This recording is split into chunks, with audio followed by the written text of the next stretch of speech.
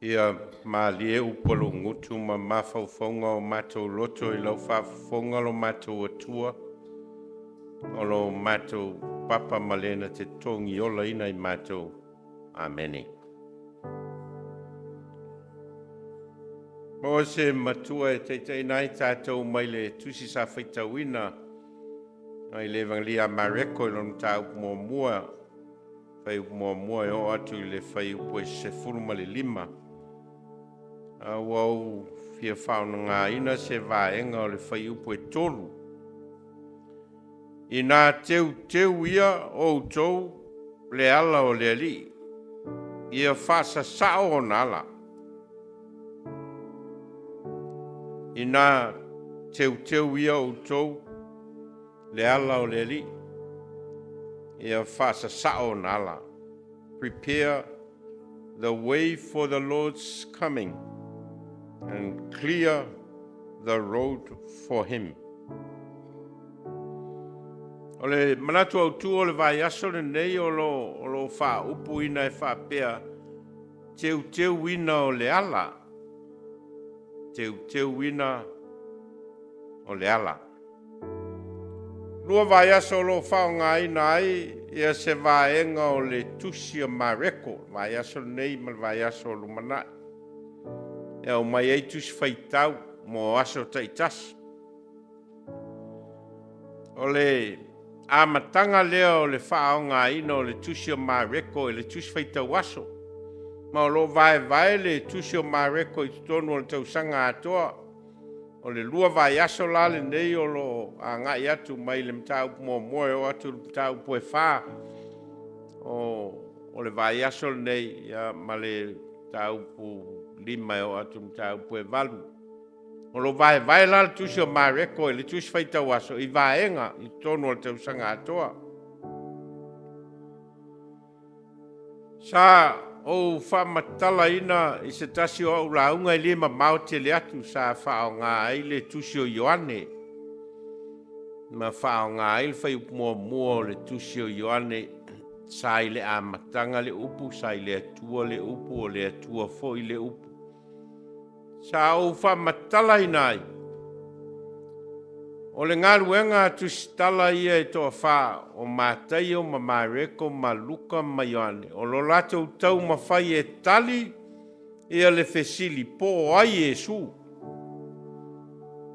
O le whamo e moe nao tusi tala nei E toa wha. O lo lato wa ai wha tusi tala. E se I whamatala po ai lea tangata E ngoa ia Jesu. Ese la le vaaya Ioane, ese le vaaya Mateo, ese le vaaya Mareko, ese foi le vaaya Luka. Tai alu nei o le ala tatou vaai le vaaya Mareko. Vaai la Mareko, Iesu Keriso, o ia o le Mesia valo ia, pe o na profeta mai ai fea ngai ngatuai, ma leo perfeta. Leo wa whao ngā ia Mareko ia le profetanga, le profeta o Isaia, e wha matala ai le amatanga o lana tala e winga ia Iesu Keriso. Whauta o te au wina atu, lau sa vali e mua atu I o luma na te teua o wala. Ma o lo whatatau I le te wala e a mata ai le ngā ruenga a le Mesia. O le vaai lea Mareko ia I le au wala mai o Iesu. E iei lana te wala e a mata ai. Lea lana a matala ai e Mareko ia Ioane le Baptiso. O lo whatau nuu ai le perfetanga Isaia. E whai mai a le perfetanga Isaia o le leo o lo alanga I le vao. I nā teuteu ia outou le ala o le ali. Ia whalau le leia le ala tele I le vao lafua mō lo outou atua. Perfetanga lea a Isaia leo wa au mai e Mareko ma whaofi le a matanga o lana tala e tau wha matala I po a Iesu. O le talia Mareko Iesu o le Mesia na valo ia e perfeta o le whengainga tuai. Ma o le anganga leo o Mareko, a loa au mai ai foi ma le vaenga leo le perfetanga, e iai le leo, e iai le teuteu wala. Le alana mai ai e Mareko le tala e winga ia Ioane le papatiso. Le lau whao ngā mai e le tuswhaita waso e au mai e le manatu Autu o le vaiaso lea ma whapea mai. Teuteuina o le ala. Preparing the way. Pe ua vea le manatu Autu lea. Ma mafuanga e alia e se fesili whapea. E whape fea o na teuteuina le ala tele. I le vao lafu lafua mo le atua. How can we prepare the way for the Lord? What is the way that we as human beings can prepare for the Lord? Toluni maenga o lo au mai le tuswhaitau le tātou whaitauina. E a vea maa wala tātou te o ma tātou whainga malanga i le reitau sanga. Tātou te iloa o le a wala lea i mawhai o na teuteu ai i tātou mō le atua. Mōmua, ia vea i tātou ma teuteu wala mō le atua ua fio mai. Ia vea, oi, ma teuteu wala, mō le atua lea ua fio mai. O le ngāluenga o le teuteuina o se ala o le aveseina o le vao tā, o le aveseina o le vao lafulafua, o le aveseina o tāngutungutu la au, o le aveseina o ala mamaa, e na iawa noa le awala e. Sava vali ei tangata. O lo fia sava vali a ngā i luma. I le winga i le tala leo. O lo fia sava vali a ngā i le tua. Mai o le perfetanga lea. A Isaia leo au mai e Mareko. E te tau ona sava vali le nu o le tua ngā i le tua. Ai a whaila o iaini tangutungutu la au. Mani vao lafu lafua. Mani vao tā i le ala i te tau lau na AVS e nei a mawhai ai o nei loa atu e tangata le atua. E na ua sau le tuli loanga a i kupito ma ua whea ngai le nu ma le sami ula ula o le mawhai foi o na oa ngai luma le mawhai foi o na oa ngai tua o na ta tala le tua le ala. Tātou loa le. Tala i le Vailaau o le sami ula e o le nuu a ngā i luma. Ua o whaatasi ma le atua ngā i luma i le nuu na fola ina e le atua i au ngā tamao Israelu i kanana.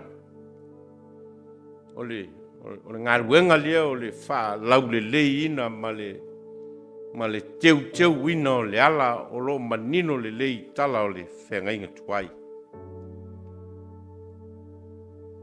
Mai le pewhitanga Isaia o le leo o le ua langa i le vao i nā teuteu ia outou le ala o le alii ia whaasa sao nala. O le Vailaau o Ioane e vea ma sā vali. O ia o le ave wheau. O ia o le teuteu wala.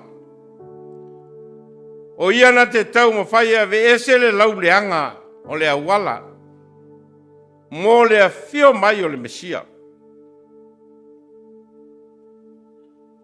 Mea mauti noa o loa vea le ola anga sala o tangata Israelu i vai tau o le pule le malo Roma.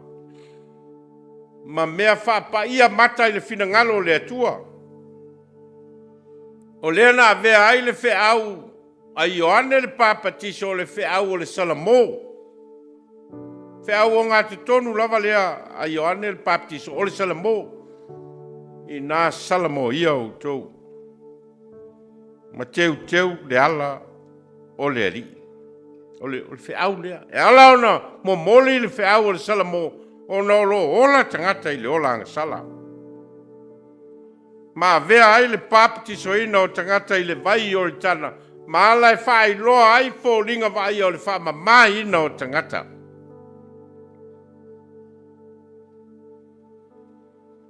O le whiau teuteu wala.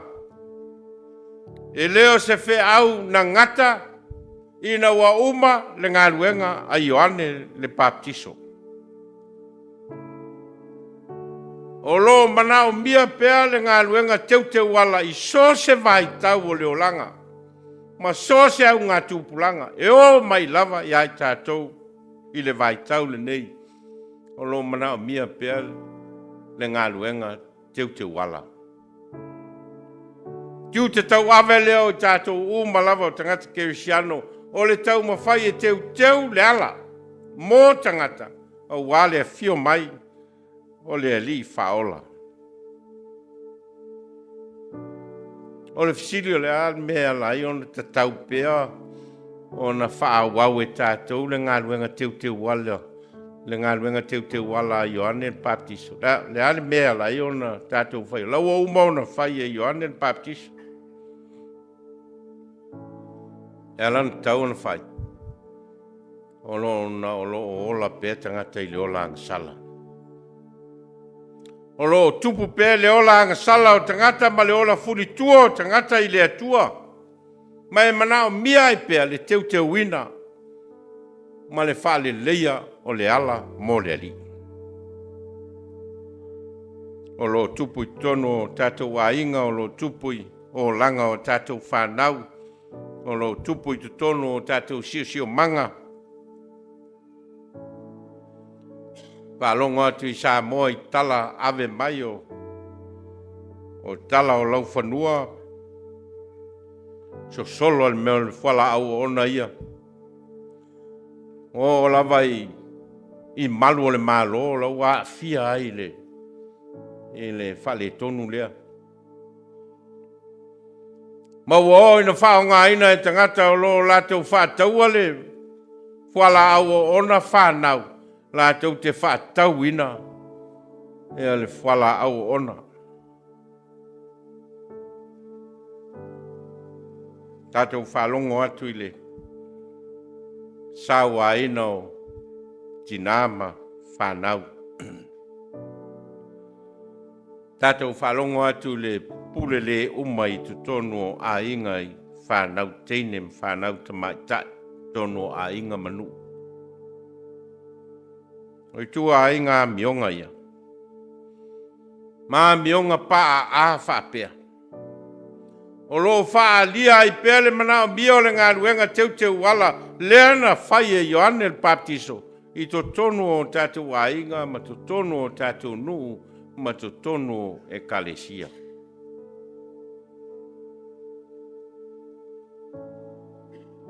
Tō tele tangata ua le fia whalongo le tala le leia Jesu Keriso. Tō tele voi tangata ua le fia o ni lotu pe ua whamalia ina o lato loto ma o lato nganga I meo le olanga nei.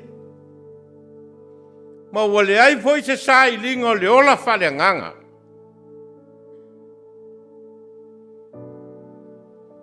Whaupunga whaperitania ua lopsided ia o lato o langa. Ua tawhatasi le o langa nā le sa I linga o le fia ma le oli. Sa I linga o le tupe ma le tamao a inga. Mai le sunga fua e o le sa, to e ka milo voi leo le si vai aso le mea la vai tasi. Le ise ava no le sa I linga o le ola whale nganga o le tangata.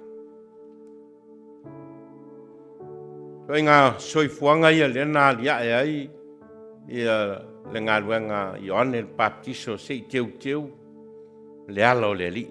Ma se I whaasa sao mō mua ia le ala. Ma se I mo moli le whiau o le ola salamo. Ma se I papatiso ina tangata a le ia fio mai le ali. E leo se Vailaau na fai whapitoa lava mo Ioane le Vailaau lea. Manatua o le Vailaau lea, o le vaai lea Mareko, o leo wa taunu ia Ioane le Baptiso. A le perfetanga lava ia, o le perfetanga le whenga inga tuai, o loa ngai i tangata Israelu ia avea i lātou ma teuteu wala mo le ali. Nese ngā luenga nā o se whaiwhi au. O le ngā luenga teuteu wala, o le ngā luenga whaiwha atasi a tātou. It's a collective call. It's not an individual call for John the Baptist. It's a collective call. It's a collective mission of everyone. O lai ai le ola whatua tua i le atua. O tātou ngā luenga na. Ngā luenga whaiwha atasi a tātou. Ia teuteu le ala o le ali. Ma ia whālau le lei le ala i le vao lafua molo tātou atua. That's our responsibility. Nese ngā luenga nā le whaiwhi au. Le fola pea. Fola pea. Ngā luenga e whai tono a inga. Ngā luenga Matua e whai tono le whale. Pa whai tau tuspa ia i whanau. Whai lotu ma oao whanau ia i loon ta talo i le atua. Wha sino le whanau. Ma teuteu o lato o langa mailo lato witi se i o ina matatua. Ne winga leo le. Fe awol nei vai aso le teuteu le ala. Tātou uma. A vea ma teuteu wala i tono lo a inga. Vea ma teuteu wala i whanau. Ele se ngā luenga whaingo fie. Ma leo se ngā luenga foi e tau wa ai ai leisi matua po whaisa na ngā luenga pele ai. E leo whai pēr lau ngā luenga. Whai pēr lau ngā luenga teuteu wala mo lou lava loto i whale. E tanto nunga o wha mālua. E wha pēr e muli ia Vailauina oe. E vea mawhai whi au se au lotu. E mua na vea oe mawhai whi au i lou lava a inga. Ma lou lava loto i whale. Wa whai e le mawhai ona e whai mawhai whi au i lou lava loto i whale. Wha whiala na e alu e whai whi au i se au lotu mase kalesia. Ne winga leo le. O le whi au teuteu wala mo tātou. Whale leo tātou loto i whale. Teuteu le vao lafua o loi to tono o tātou lava a inga. Ina e mawhai ona i loa o tātou a inga ma tātou whanau. Le atua malona whina ngalo. Ia o ngalona lua, ia wha maua mua Iesu. A mua Iesu ai leo le teuteu wala. Wha mua Iesu ai leo oio le savali.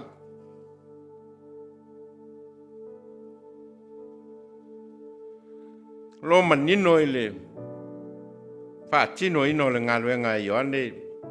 E leo aunga le ngaluenga i Ioane i a te i o lo aunga i leisi tangata lai muli mai.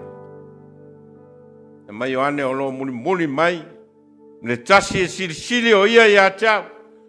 O te lea o ngā au. E punou ifo e tatala ino noa o ona se vai. O au nei o te papa tiso atu i a te outou i le vai. A o ia na te papa tiso ina outou i le nganga pa ia.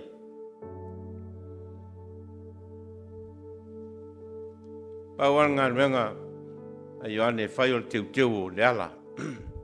Whaasa sao ala. Tā pena tangata ma moli le whiau o le salamo. Ai o lo muli mai le Mesia valo ia. O lea wala lea Mareko o lea e.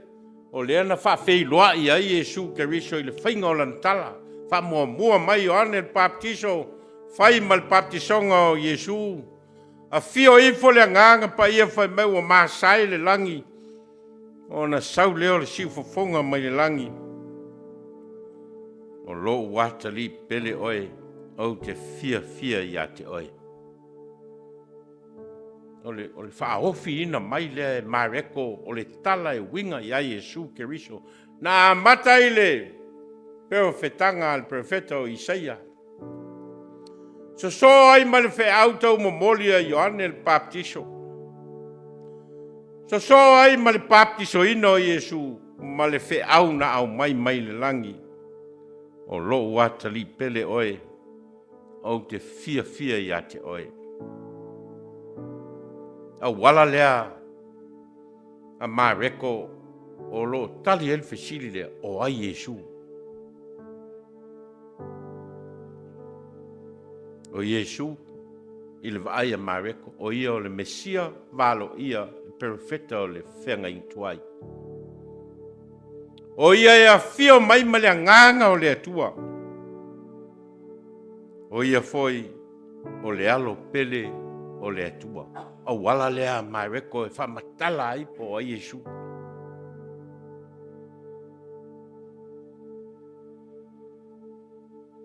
You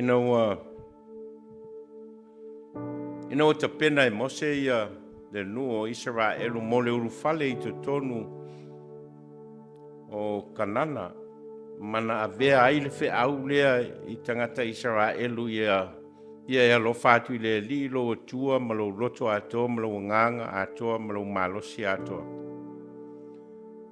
Ona momoli lea e mose o le awala e fai ai le mea lea o le alofa i le li lo atua ma lo loto atoa ma lo nganga atoa ma lo malosi atoa. Ona fai mai leo mose i le nu. Ia e matua o ao so ai i lau whanau. E matua o ao so ai i lau whanau. Ma ia e tau tala ai. Pe a e nofo i lau fale. Pe a e savali i le ala. Pe a e ta oto. Pe a e tūlai. Ia e fusi ai e fai mawhai longa i lau lima. A vea foi ma pale i le vao o mata. Ia e tusi ai foi i pou o lau fale. A toa mau pui. Fe au lea. O le fe au o le fai pea. O le fe au o le fai so. Pa punga vole a tātou e fai a nice. A fai atu e le nice, to e fai a nice. A fai atu e le ofi, to e fai na ofi. It's a continuous call. Ia le ngā luenga o le momoli ino le au e winga ia Iesu Keriso. I to tono o tātou ainga ma tātou whanau. It should be a continuous responsibility. Leo se mea nana whai nei. Ia o na malo lo lea. E le ta tau i le Vailaau lea mose o na talia le mea lea. It can't be done. E le mawhai o na suia. E leo la vea le. Ia le whatonunga lea mose i tangata Israelu. Ia le whaupunga lea. E le mawhai o na whai. E le mawhai o na suia le tama lea, ma le teine lea o lona o langa lea. E leo le winga lea o le wheau lea. O le whai teimi uma. Wha leo pea, wha leo. Tu sapo o whalito o lua ma le whanau, wha leo pea. O wale tā fia le wha leo. O wale tā fia. Le momoli ina o le tala le lei. A wai iai lava le nganga o le ali na te toe suia loto ma nganga o tangata. Moli pel fe au. E winga ia Iesu te tono o tātou ainga. Ma te tono e kalesia. Fe au muli. Ia teuteu o langa o tangata mo le malo le atua. ua uma o na au mai.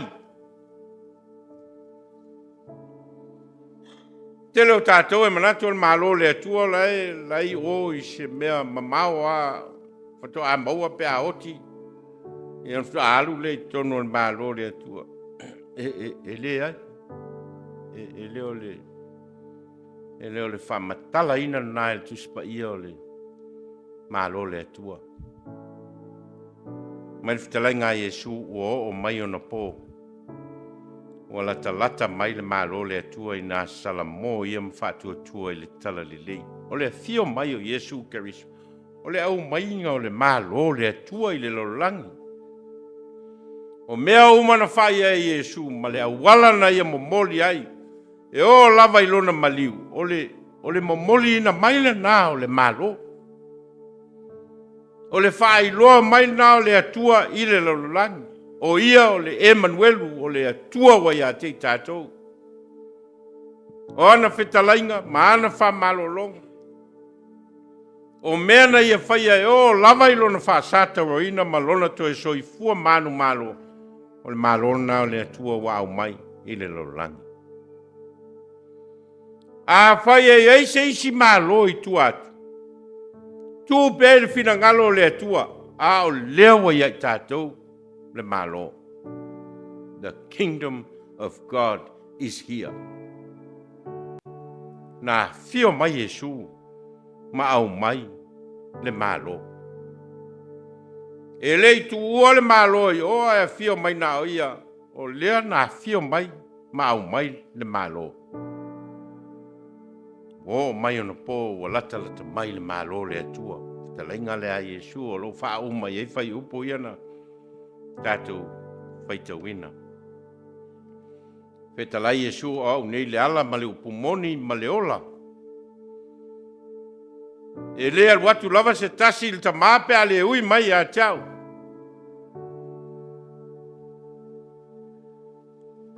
I am the way, the word, and the life.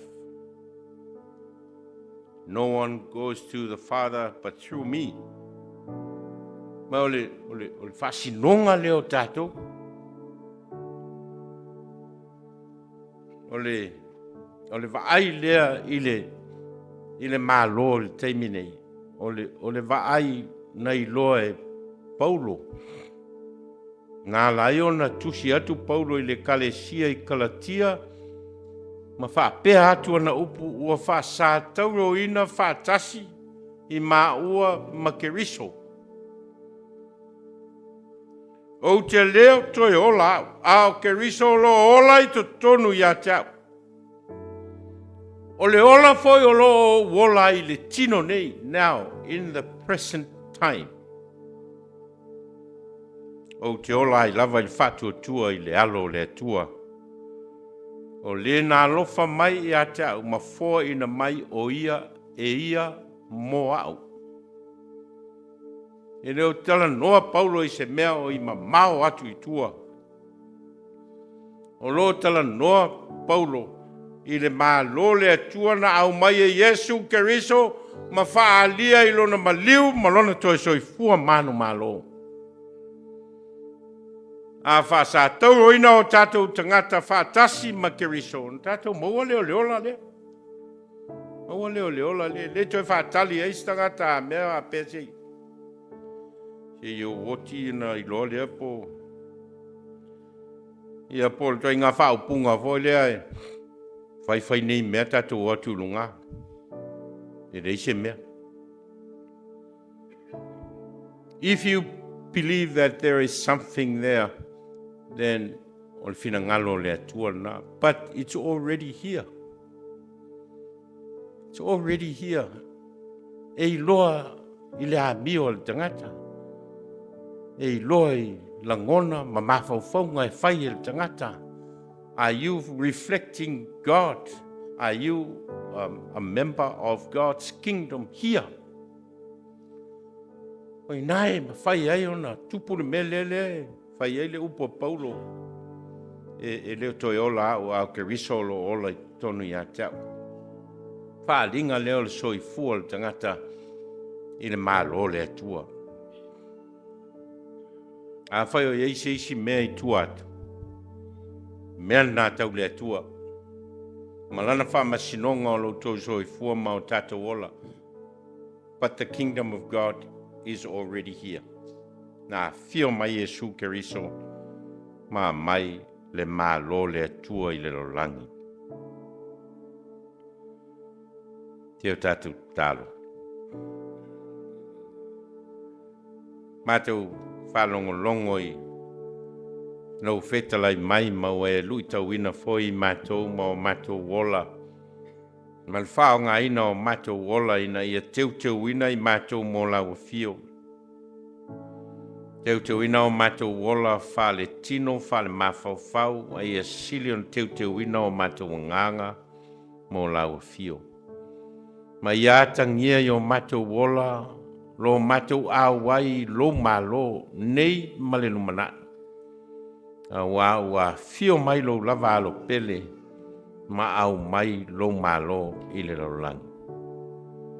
Ia, a vea le mātou whalongolongo I lo whetalai mai mātou te o ai, ma whaatino o mātou tiute whaateu wala.